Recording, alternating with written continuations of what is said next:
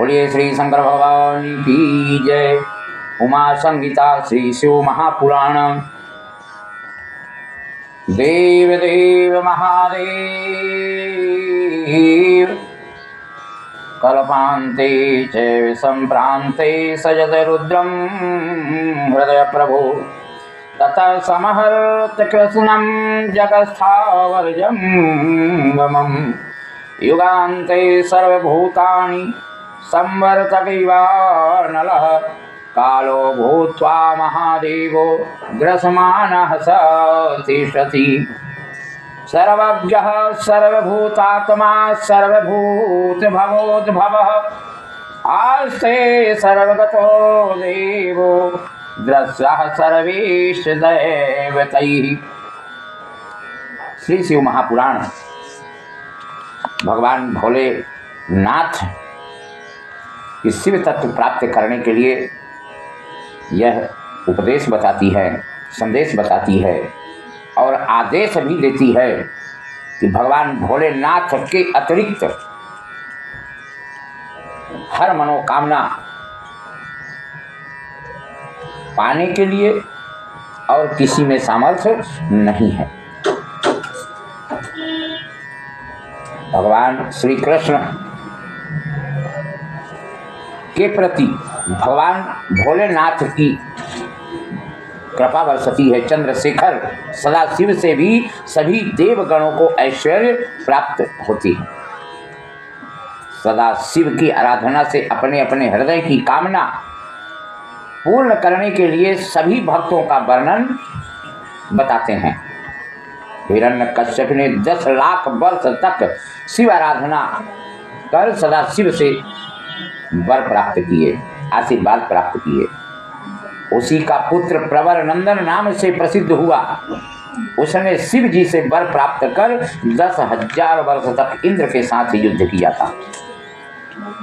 श्री कृष्ण पूर्व काल में उस समय महायुद्ध में विष्णु का भयानक चक्र तथा इंद्र का वज्र उसके अंगों में लगकर ये चूर-चूर हो गए थे।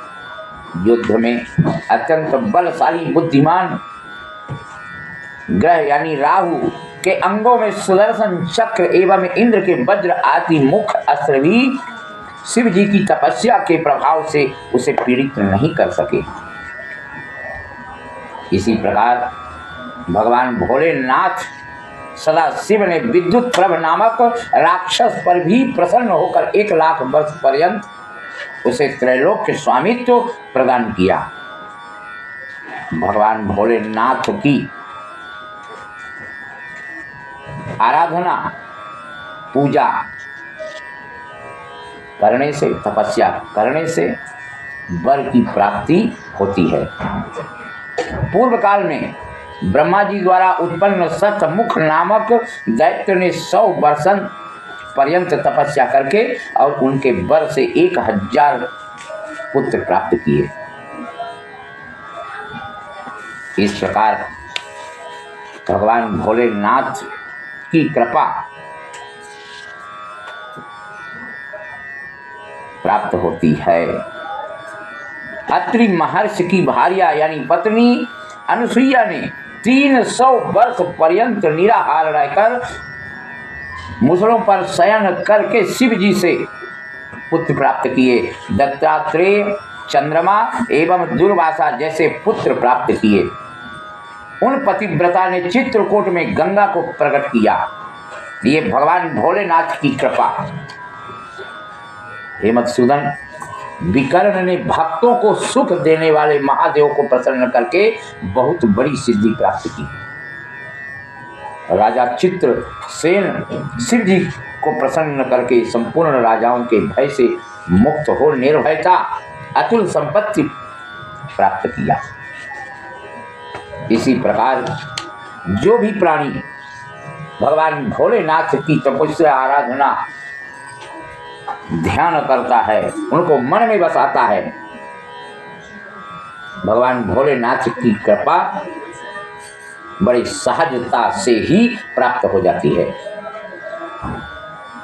गोकर्ण क्षेत्र में किसी दुष्टा चंचुला नामक व्यभिचारिणी स्त्री ने किसी द्विज से शिव जी को धार्मिक कथा सुनने से मात्र भक्ति पूर्वक सुनकर परम गति को प्राप्त करती है।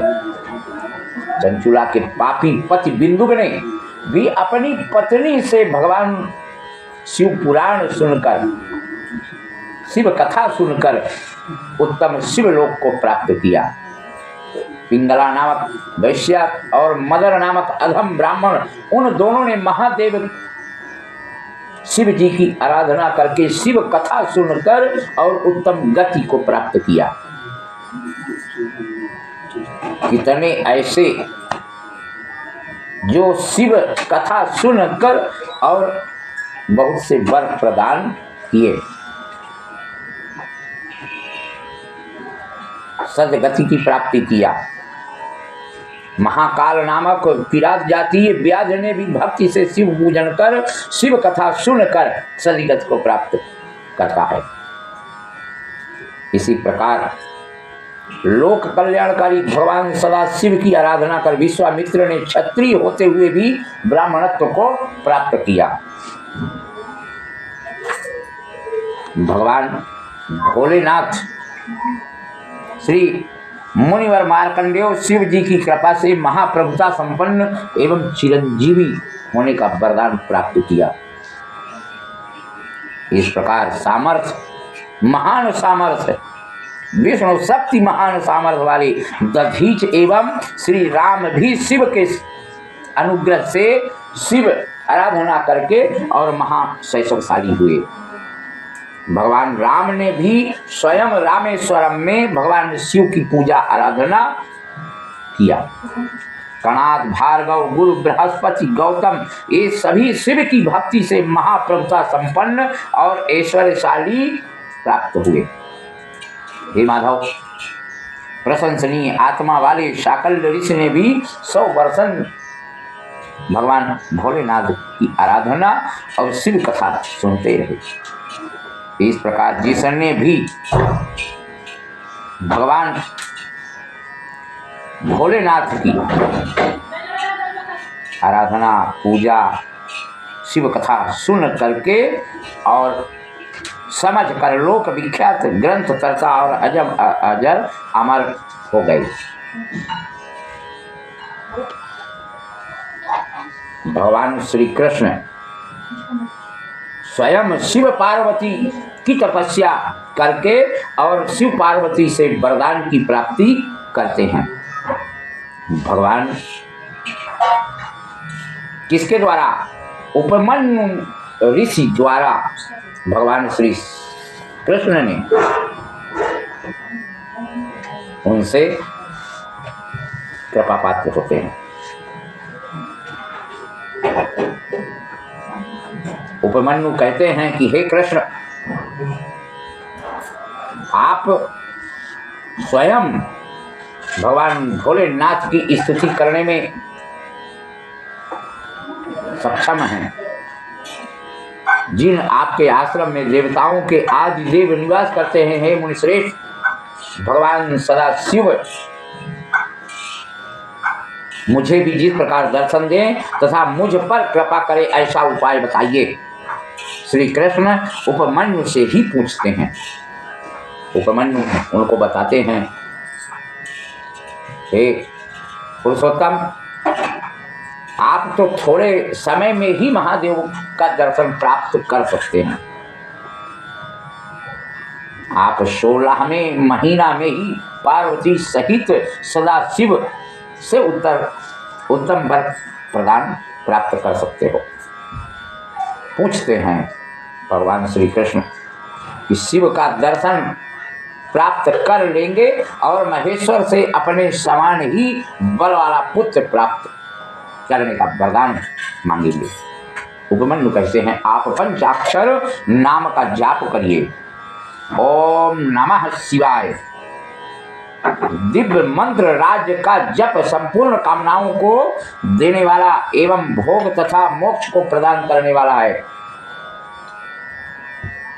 इस मंत्र के जाप से भगवान भोलेनाथ बड़ा जल्दी और अति शीघ्र ही प्रसन्न होते हैं। इस प्रकार महादेव संबंधी कथाओं को उपमन्यु के 8 दिन एक मुहूर्त के समान बीत गए। भगवान श्री कृष्ण को दीक्षा प्रदान किया उन्होंने, क्योंकि भगवान श्री कृष्ण ब्राह्मणों को सिरोधार करके और उनसे ही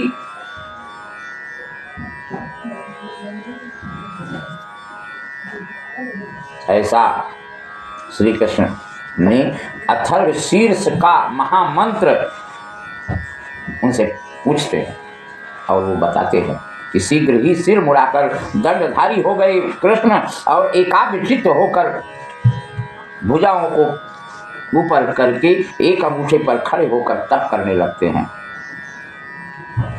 पार्वती सहित परमेश्वर शंभु ने श्री कृष्ण को दर्शन देते हैं। भगवान भोलेनाथ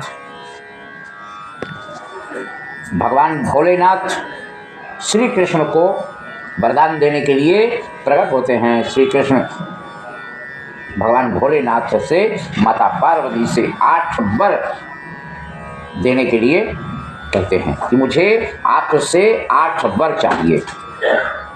कौन कौन से हैं? मेरी बुद्धि सदा शिव धर्म में लगी रहे, मेरा यश सदा अधिक और अविचल रहे, मुझे आपका समीप सदा प्राप्त हो और निरंतर आप में मेरी भक्ति बनी रहे।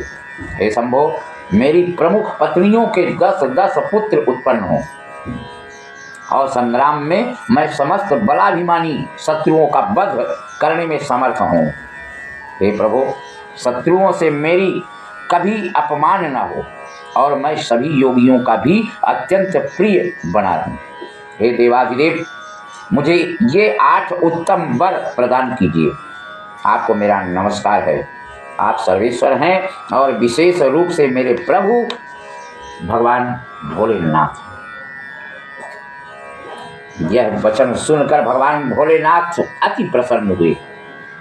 शिव जी ने पुनः बोले, शाम्ब सदा शिव, आपका एक शाम्ब नामक एक महाबलवान पुत्र होगा। पूर्व समय में मुनि लोगों ने घोर संभवर्तक दित्य का शाप दिया था, तुम मनुष्य रूप धारण करोगे। इस प्रकार वही संवर्त काधिक आपके पुत्र होंगे। आपने जो कुछ भी मांगा वह सब मैं आपको प्रदान किया।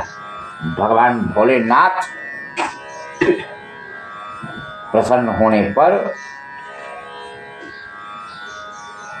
अवघड़दानी प्रसन्न होने पर जो मांगे, जो अंतरात्मा से पुकार करे, उनकी हर मनोकामना पूर्ण करते हैं, कल्याण करते हैं। बोलिए श्री शंकर भगवान की जय। बोलो हर हर महादेव।